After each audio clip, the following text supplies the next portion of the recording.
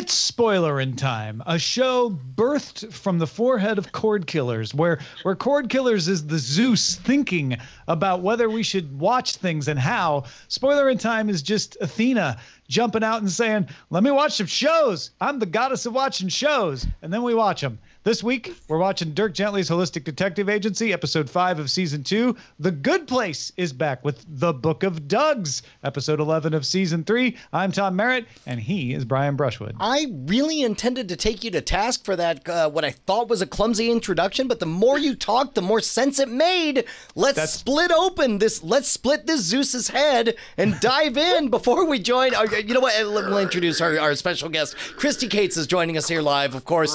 There we go. Splitting forth from the head of Cordkillers. I don't know if I want to be in there or not. I'm a little scared. Goddess of Twitch music, Christy Cates. But the important thing is, let's take a look at the winter movie draft.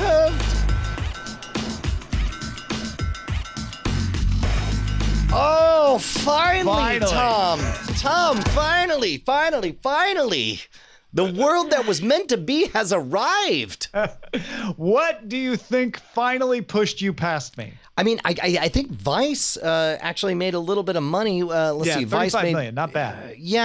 No, not great, but also enough. I mean, you were only $10 million ahead. But the important thing is, I guess Vice hadn't had Oscar buzz, you'd have been toast. Correct. I think it definitely mattered that Vice won them Golden Globes. John Trekker, creeping up from behind, still has Glass and Serenity on the docket. Yeah, I'm only Glass is getting tanked in reviews. Okay, but okay. Do you think of the worst you can imagine Glass doing, and ask yourself, is that number lower than $81 million? Probably. $75 million. Right. 75 does seem low, even for a bad Glass. Is there any way Glass That's a glass half empty. That also doesn't even bring in Serenity in there. Like whatever Serenity is, whatever pocket change. You up. Yeah, no, that's a good point. Because they are at 505 now after 280. I mean, Aquaman's still bringing in money. That's what I don't think we expected. Yeah, I all I can hope for, and by the way, it looks like Stars Born got a little bit of a snub at the Globes. I was really counting on it to have Oscar buzz, but it doesn't look like that's going to happen. Did well at Critics' Choice, though.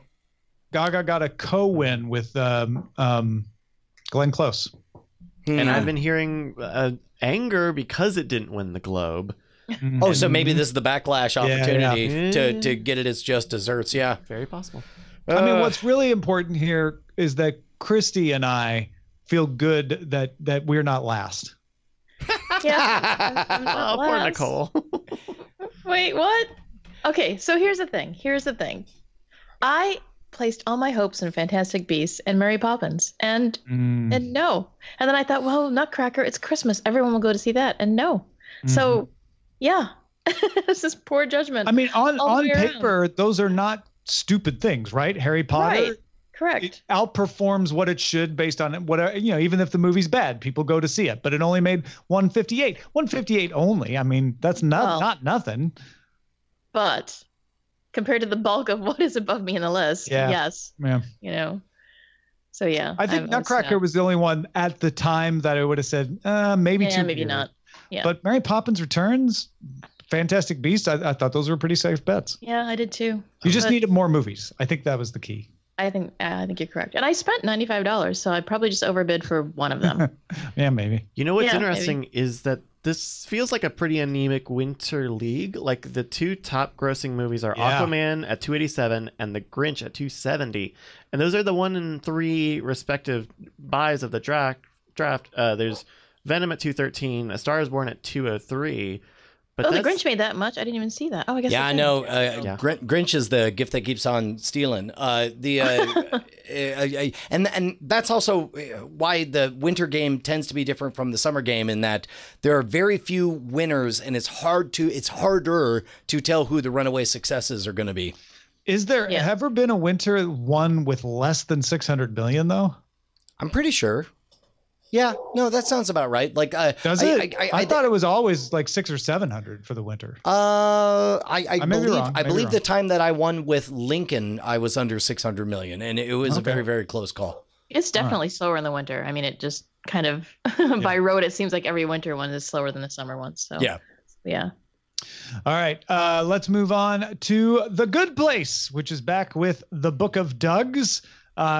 And honestly, and Brian, I know we've talked about this a million times, but this show has gotten me to the point where I'm like, there's no possible way that they can carry on from this point. They spent all their scenarios and jokes, and I trust that they're going to surprise me, and they did. By having themselves in the good place without actually being in the good place because they're stuck in a post office. Can we agree that I'm right? Because somebody wrote me on Twitter saying like, I totally did not believe you that they could just keep on doing their thing forever. But now I'm beginning to realize you're right. Like, yes, infinite resets.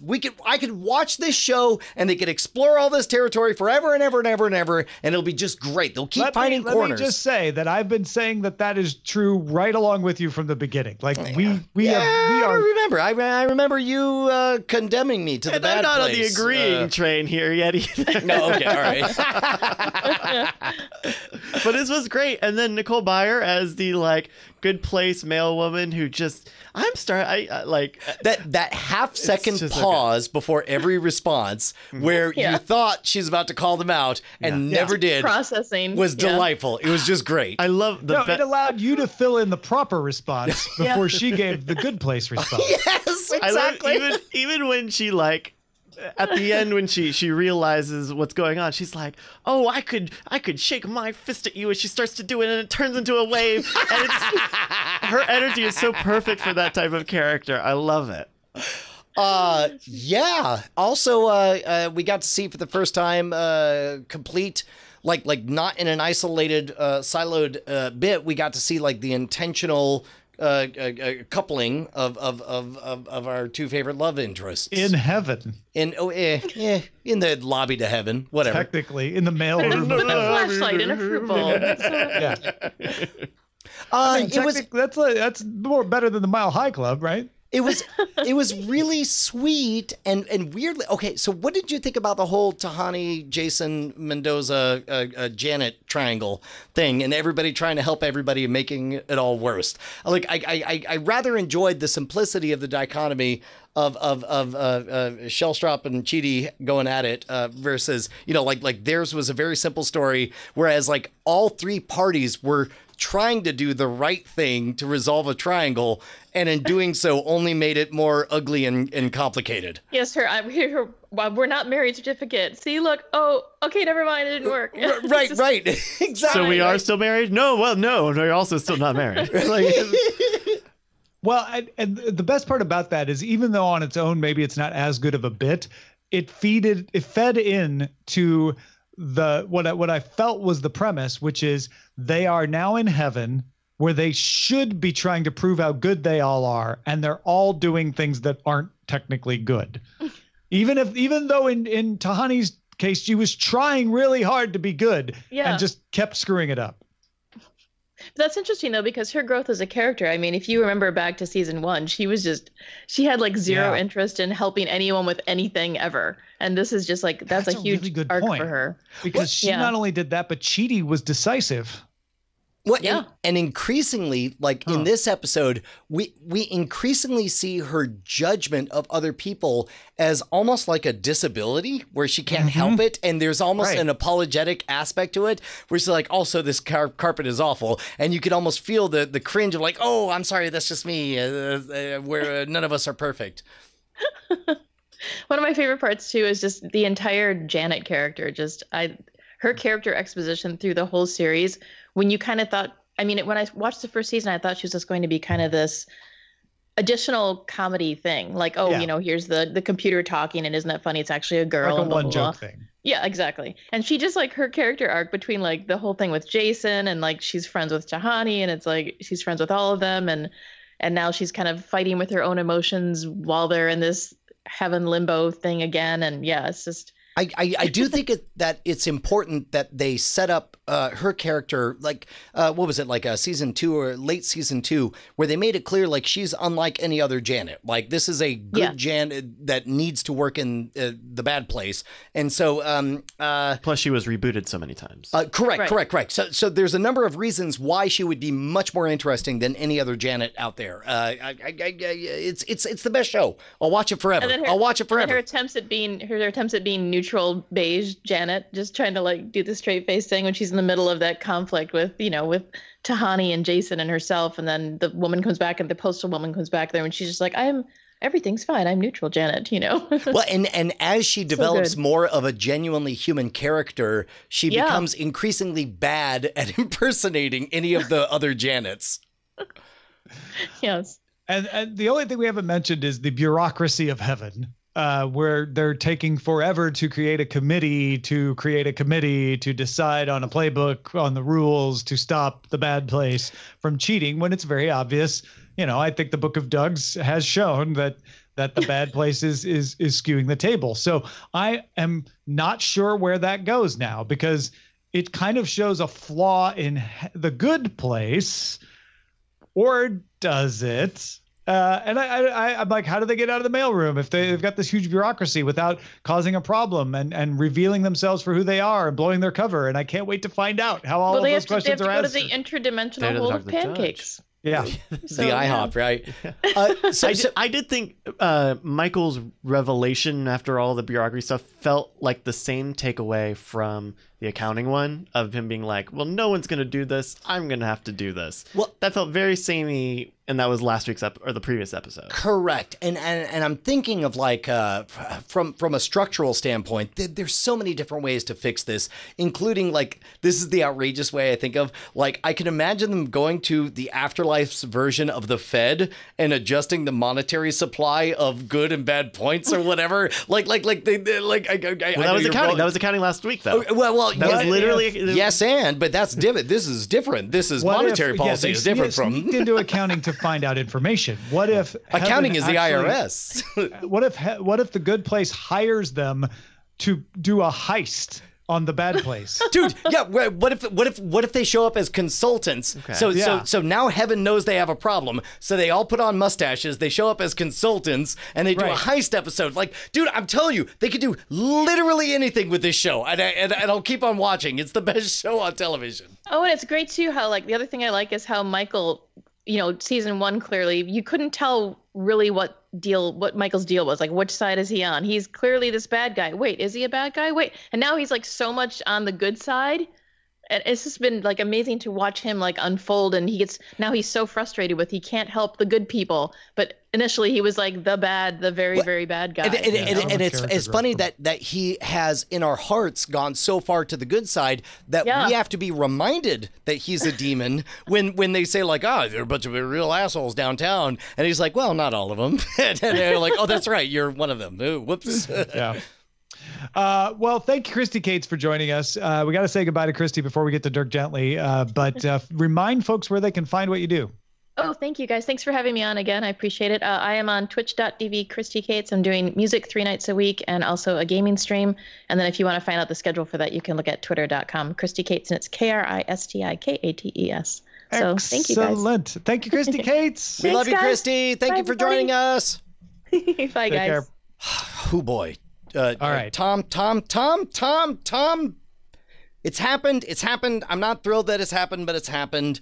I'm finally on team mad that Dirk Gently is not continuing. Which I guess is a good thing. Yeah. In that you're enjoying the show so much that you're mad that it got canceled.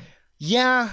But why do we do this to ourselves? Like we ask people, hey, what are the shows that'll make us the most mad? And nothing is ever perfect. Nothing ever ends, Brian. And life is nothing but enjoying the moment. And if you can't enjoy the moment of Dirk Gently, then you can't enjoy life. It really was gorgeous and adorable how celebratory this episode was. Like, I don't know what they're going for in the shape of the story for the season right now, but knowing that this is the last season we're going to get, that moment when accidentally essentially triangle ecstasy shoots out everywhere, and everybody has like a moment, and all of the characters like resolve all of their outstanding character arcs, and they just flatly say to each other, I used to think blank, but now I feel blah. And it was just adorable, and it happened on all sides. And you had the whole Ewoks defeated the Empire moment over in Fantasyland. They found the guy who created the crazy place. Dirk and Frodo had their resolution. I just loved everything about it. Part of me wants to not watch anything after this because it got close enough to full resolution that I'm okay, outside of the fact that it looks like Sherlock is about to die. Well, and also the boy, F. Murray Abraham, is he dead? I mean, like, the boy is the prophecy, or is he the boy, or is there another boy? We still have that question. Sorry, you're talking about the old man boy, or? Yeah. Oh, yeah, no. They're pretty clear. Like Dirk says the words, "This guy died," and then Frodo immediately says, like, "No, they were right here, and they said he had a minor heart attack. He's fine. You're overstating this." And then, as if he's like, "Yeah, but we're doing a TV show. I have to overstate things." So I don't know. I feel like everything's fine at this moment, but my goodness, like. In an alternate reality where the show kept going, my number one concerns right now would be whether or not we were going to lose either of our two deputies from Bergsburg. Like I love Sherlock and I love his sidekick girl, and the second season is so much better than the first season. Why did anybody think the first season was any good? It was overly complicated and trying to be set in reality. The second one is just pure joy, and I love it for what it is. I kind of like the first season. Yeah. I don't know. That's not what you said the first time around. No, I like parts of it. I was going to act like you and I were on a time traveling adventure. Never mind. Hey, we got 5 episodes left, though. How are you best going to enjoy them? I don't know, by not watching them, by just deciding right now. Well, you will definitely not enjoy them if you don't watch them. I mean, I guess I have to watch them. I have a fiduciary responsibility to do. Not only that, but you can still enjoy them. How are you going to do that, Brian? I don't know that I can. We've got Amanda and Vogel who got the Rowdy 3 out, but we don't know what's going to happen. That's going to be fun. Yeah. We're probably going to see Dirk and Frodo go to Windemore. That's going to be fun. Yeah. Probably going to have a stupid Captain America, get his comeuppance. And Bart was adorable, dancing for the pink-haired dude in the cage. That was great. So sweet. I love that. It was great. That was a beautiful scene. Yeah, all right, you did it, guys. Everybody who suggested this, you guys were right, and I'm sorry that we showed so much resistance for so long. Did we show resistance? I don't remember resisting it. I resist everything. It's easier that way. I see. What are we going to watch next? Ooh, I guess we have 5 weeks to decide. Yeah. So if you're a Cordkillers at gmail.com. After a talk, maybe we'll kick some ideas around there. Hells yeah. Thanks, everybody, for joining us for Spoilerin Time, though. Again, if you are a patron, you get these early. You get special after talk discussions. And next week, who knows? Maybe True Detective. We'll see. Yeah. Brian will see. And then we will definitely spoil The Good Place Counterpart, which will be back. Yep. And Dirk Gently's Holistic Detective Agency, Episode 6. We'll talk to you then. And so will Brian. And Bryce, probably.